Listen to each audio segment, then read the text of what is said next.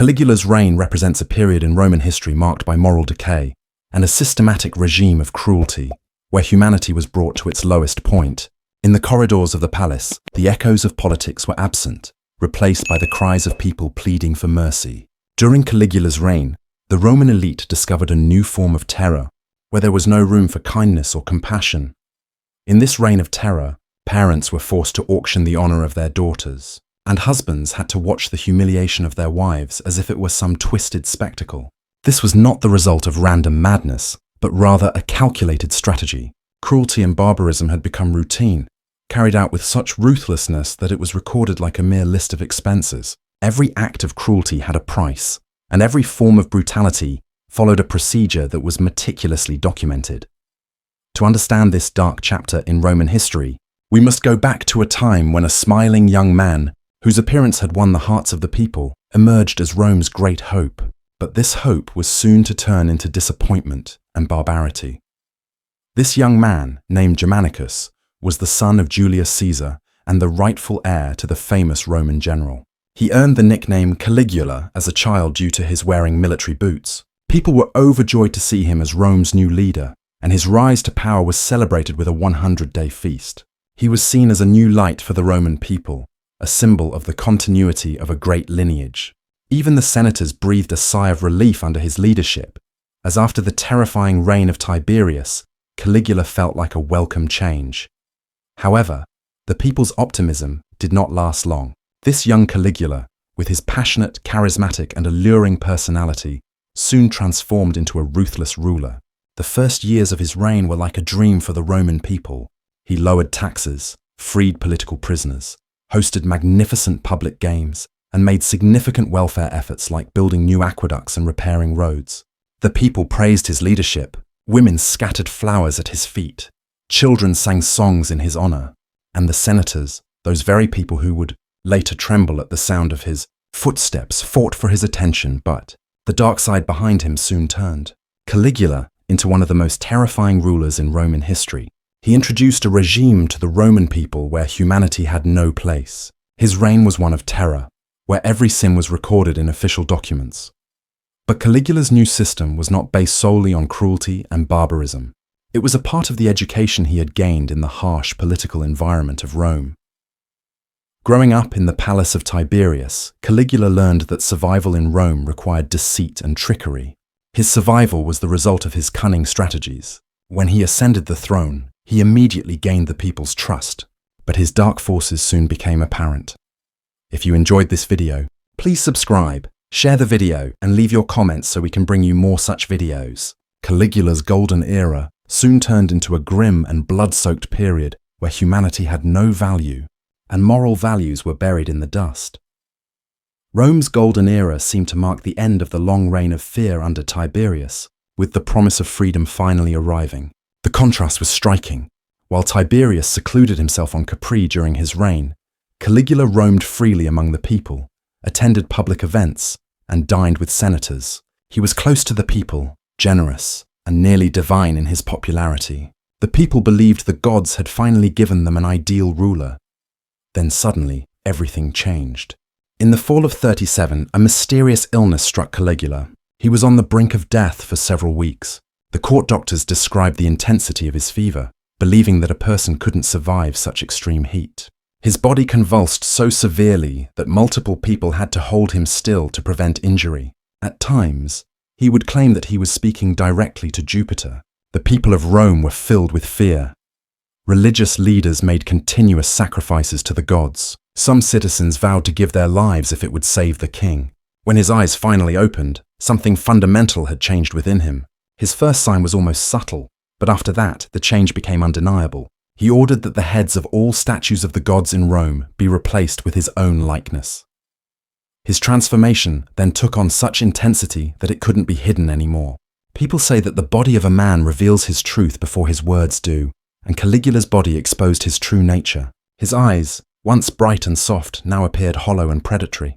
His pupils became unusually large. He became afflicted with restless sleep, wandering the palace at night, whispering to statues, speaking to the moon, and responding to invisible enemies.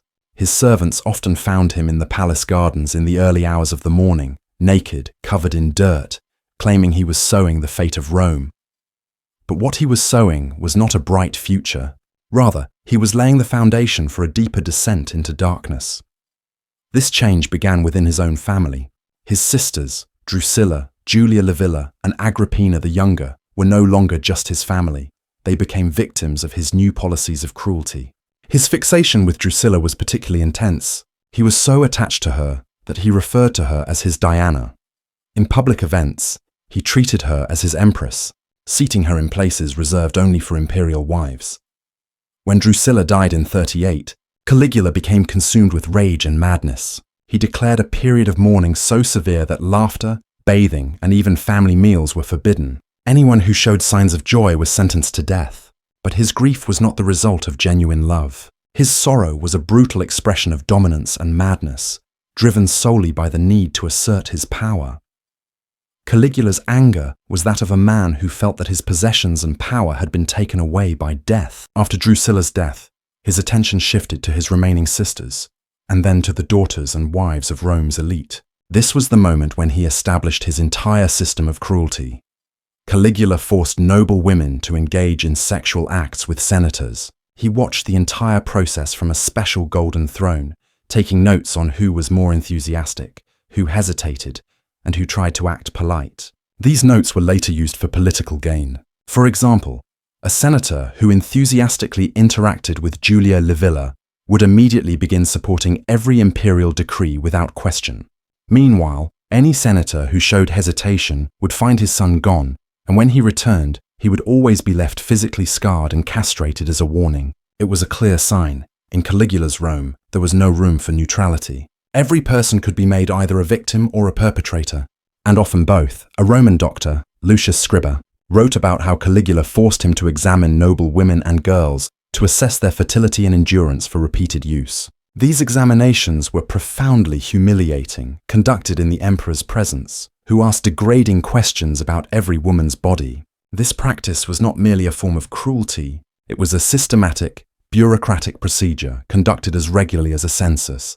The goal was to transform personal barbarity into a state mechanism, a system designed to bring Rome's elite under the emperor's control. 16 tertia for a senator's wife for one night, 2,000 for his virgin daughter, 5,000 if he wanted both together.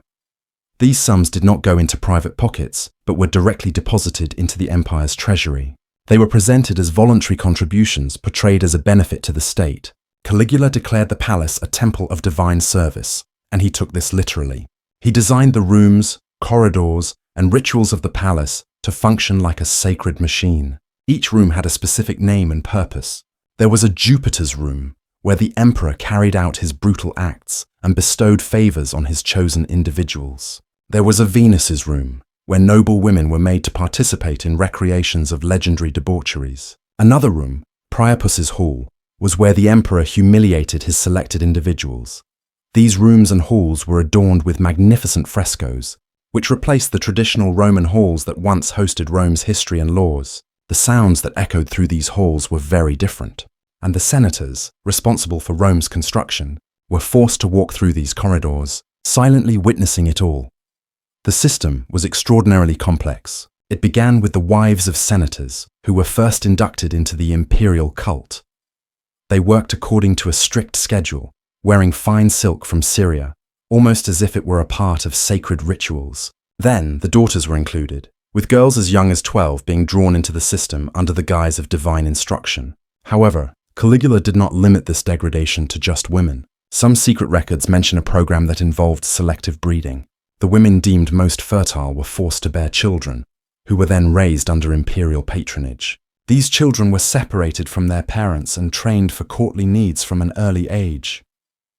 There are few eras in Roman history when savagery wore the mask of civilization. The reign of Caligula was one such time, an age when power took the form of law, and cruelty was worshipped as faith. Every pregnancy, every birth, and every infant's death was carefully recorded. The state had turned the female body into a bureaucratic instrument of policy. Many pregnancies ended in desperate attempts to halt life, and even those failures were documented as evidence of the empire's monstrous precision. Nor was this tyranny limited to women. Caligula forced the sons of Rome's patrician families into effeminacy. Their faces were painted with white lead and crimson dyes. They were draped in sheer golden garments and trained to move and gesture according to the emperor's perverse taste. These boys were displayed at banquets and auctioned off by night. For Caligula, this was not lust, it was dominion. The body, to him, was a stage upon which power was branded. Every desecration, every public humiliation was a political proclamation. There is no sanctity I cannot defile, no tradition I cannot shatter, no family I cannot destroy. But the most terrifying aspect of his cruelty was how he turned families into participants in their own ruin. Parents were forced to witness, and sometimes partake in, the sacrifice of their own daughters. In processions, they marched as torchbearers, their flames extinguishing the light of their own homes. The Senate, once the emblem of Roman dignity, became not a spectator, but a collaborator. It passed laws that cloaked Caligula's crimes in sanctity. One decree declared the emperor's body sacred, and any union with it an act of divine worship. This was no mere legal formality. It was the sanctification of violation, a system where coercion wore the robes of devotion. Caligula redefined the meaning of power. He did not seek to control bodies alone. He sought dominion over will itself. He broke people so thoroughly that they became guardians of their own degradation. Consider the case of Senator Cornelius. When ordered to present his wife Livia to the emperor, he rose in the Senate and refused. For a fleeting moment, silence filled the chamber. The silence of courage gasping its last breath. The next morning, Cornelius's 8-year-old son was found dead on the Senate steps, a knife-carved message on his body. In obedience lies peace. The warning was effective. That very evening, Cornelius sent his wife to the palace. Months later, when Livia bore Caligula's child, Cornelius was commanded to recognize it as his legitimate heir. Humiliation became law. The Senate then passed a unanimous decree. Any child of the emperor, regardless of its origin, shall be deemed superior to all born of lawful marriage. To maintain this monstrous system, an entire machinery was created, blind, methodical, and cold. Beneath the Palatine Hill, in a sealed archive, every violation was recorded in chilling detail. The victim's name, age, social rank, physical description, the acts performed, the degree of consent displayed, resulting pregnancy, fees paid, midwives involved, examining physicians, guards who escorted the women, and accountants who tallied the profit. All of it flowed into the imperial treasury. Over 100 officials formed this apparatus: prosecutors of proper conduct, curators of ceremonial garments, state midwives, scribes, guards enforcing schedules, and accountants managing the revenues of sin. Thus, moral responsibility was diffused. No one saw themselves as guilty. Each was simply fulfilling a duty. Full moon nights were especially sacred. Caligula celebrated them under the pretense of lunar fertility rites, but in truth, they marked new chapters of horror. His private amphitheatre had been transformed into a counterfeit temple, a place where poison, lust, and worship shared the same vocabulary. It was the moment when Rome's soul finally died, and upon its ruins stood a man who believed himself to be a god. He did not merely inflict cruelty, he organized it. For Caligula, torment was not accidental, it was ordered, a choreographed display that turned people into actors of their own humiliation. He arranged contests he called his Games of Majesty. Participants were chosen with care, gladiators famed for their strength, Nabatean captives brought from the empire's frontiers, and occasionally beasts, trained bears, Molossian mastiffs, and once even a lion presented as a royal gift from an eastern king. The spectacle was not merely blood or horror, it was the spectacle of dignity's ruin. Senators' husbands sat in designated galleries, robed in imperial blue and wearing forced, composed smiles. Before them, their wives, bound to the emperor's command, became part of rites of abasement with those same slaves and beasts. The men were forbidden to leave, to cry out, or to look away. They had to preserve dignity, and within that dignity, their masculinity was buried. Caligula directed every scene himself. Who would be paired with whom when the light would fall? How long the silence would endure? And when the golden button, etched with obscene symbols, would be pressed to begin the next scene. Scribes recorded every moment, names, times, durations, acts, every detail considered part of the emperor's art. This was not mere madness or entertainment, it was a demonstration of power, an institution where human suffering was staged and then converted into economic value for the imperial coffers. Around the palace, a whole shadow economy sprang up.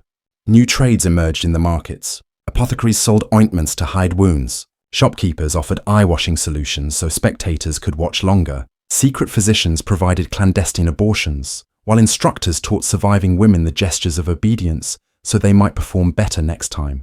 Doctors concentrated on repairing and rendering reusable the female body. Every hand that touched the system profited. Fees, commissions, rewards, profit at every level. Greed bred consent. Fear bred silence. And pride supplied the courage to watch. Caligula's real achievement was not merely that he committed cruelty, but that he fashioned a society in which cruelty paid. Now every class of Rome had its stake. Merchants knew from where senatorial fortunes suddenly flowed. Priests offered prayers for marriages everyone understood to be coerced. Poets composed odes that transformed state terror into epic grandeur. Official historians never recorded what was done to bodies within the palace. But bodies spoke. Wounds developed their own language. A tongue understood only in pain. Smiles vanished from women's faces. Their abdomens swelled with repeated pregnancies. Their eyes were hollowed. Faces lost expression. The muscles that once smiled in celebration had wasted from years of disuse. Among those faces was Valeria's, a senator's daughter who had been held captive for months. At first she screamed, then she wept, and then one day she fell utterly silent. Physicians examined her. Her vocal cords were intact, yet her tongue had died. She could physically speak, but had lost the language with which to tell what she had endured. Her silence spread among others like an epidemic. Women now avoided meeting her eyes, for in them they saw the fate that awaited them. For Caligula, this was no longer mere frenzy. It had become ritual. He took perverse satisfaction in showing a mother her daughter's violation, then later forced that mother to play the same role herself. He had this cruelty recited like poetry, as if pain were an artwork. This was not random atrocity. It was an ideology, a creed, a mother's love, a daughter's innocence, a father's honor. These were to him the moral foundations of Rome, foundations he systematically destroyed. His aim was not only to break bodies, but to annihilate the conscience of a people. And when conscience dies, the state, though still breathing, becomes dead. In his mind, he was simply updating the old myths. The gods who violated mortals had become relics legitimizing his actions. Just as Zeus transformed into animals, Caligula gave the same violence a bureaucratic form. Anyone who attempted to resist was met with hopelessness and often fatal consequences. Some women stole poison from the palace gardens or elsewhere and swallowed it to avoid being captured. Others disfigured themselves with knives or burned their faces, hoping to render themselves useless to the system. But the empire's skilled physicians were experts in restoring life and appearance. Many suicides were reversed and the women were returned to the spectacle, often subjected to further public humiliation to deter others. Those whose bodies were disfigured were not spared either. Caligula declared that beauty had no relevance to divine service, and sometimes used the disfigured victims as part of the spectacle, claiming that ugliness made the ritual purer. In short, there was no true escape.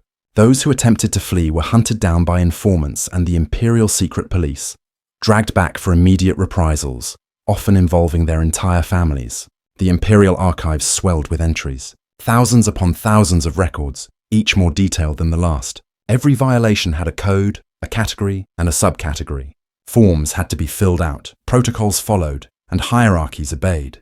The bookkeeping of atrocity became as precise and complex as tax records and census lists. Caligula sometimes used this ledger itself as an instrument of terror. He would read selected entries aloud in the Senate, randomly choosing names and entries, forcing fathers and husbands to hear the clinical details of what had been done to their wives and daughters. Entry 346, Julia, wife of Marcus Antonius. 4 hours, 6 participants, pregnancy confirmed. Public disgrace was part of the sentence. Thus Caligula was creating a collective memory of trauma, ensuring that Rome would never forget what absolute power could do. The Praetorian Guard, the emperor's elite protectors, were not bystanders. They had become part of the system, and were often rewarded with victims after imperial use. While participating in the rituals and guarding the corridors, they became complicit administrators of the emperor's will. One such man was Cassius Chaerea, a veteran soldier who had been mocked and humiliated by Caligula. The mocking started as petty, taunts at his voice, orders to perform degrading tasks, but the humiliation piled up until something snapped within him. It wasn't an awakening of compassion, but fury at his own degradation.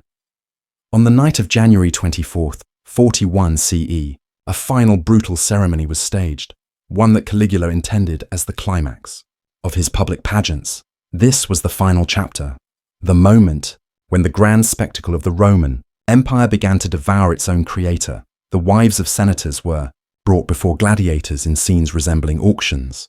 Their bodies were appraised like livestock. 20, 30, 40. Voices rang out, the crowd roared, and human beings were reduced to numbers, to bids. The women moved, but those movements were no longer their own. They had reached that state of exhaustion, fear, and submission where the body becomes an automaton, a machine that obeys commands, yet has forgotten the will to stop. This display, this auction, it was not entertainment. It was a prelude to an end. The next day, as Caligula walked through the underground corridor leading from his palace to the theatre, the shadows around him stirred. Chaerea, his own guard, along with a group of Praetorian conspirators, struck. Blades flashed. Screams echoed. They stabbed the emperor again and again, dozens of times, and the final blow, deliberate and precise, was to his genitals. That wound was more than physical. It was symbolic. The same organ through which he had humiliated others was now turned into the instrument of his own humiliation. But the bitterest irony of all was this: the very men who had made his tyranny possible were the ones who destroyed him. The same hands that once lit torches for his ceremonies were now soaked in his blood. Caligula's wife, Milonia Caesonia, was murdered soon after. His little daughter, Julia Drusilla, barely old enough to understand the world, was killed as well. The conspirators had decided that the entire bloodline must be erased. Yet the damage that had been done could not be undone by any sword. The wounds, the records, the memories, the living witnesses, they all remained. The new emperor, Claudius, issued a decree of damnatio memoriae, the punishment of memory. Caligula's statues were torn down, his inscriptions erased, his coins melted, his name struck from the official histories. But memory is more stubborn than marble. It lingers in hearts and in flesh. The children born from his programs grew up unaware of their true origins. The women who endured those state-sanctioned horrors lived their lives beneath the weight of unspoken secrets. The men who mistook obedience for honor continued to console themselves, repeating the same lie. We were only following orders. Caligula died, but his system survived. Institutions do not perish with bodies. They persist through records, laws, and habits. The principles he carved, domination through humiliation, control through degradation, seeped into the veins of later regimes. Each new administration repeated the pattern in its own way, as if cruelty were a contagious inheritance passed from one government to the next. In the end, the echo of that night's screams became the most damning testimony of all. The same men who celebrated the emperor's murder had once raised their torches in his ceremonies. Outwardly, the empire marched forward, but inside, it never recovered. The children born from that dark machinery, the women who carried their secrets into old age, and the men who cloaked their cowardice in the name of dignity. Together they formed a long, black legacy. Caligula had not merely desired brutality, he had written the manual for it. He had turned cruelty into policy, humiliation into governance, and once tyranny is written into law, it never truly dies.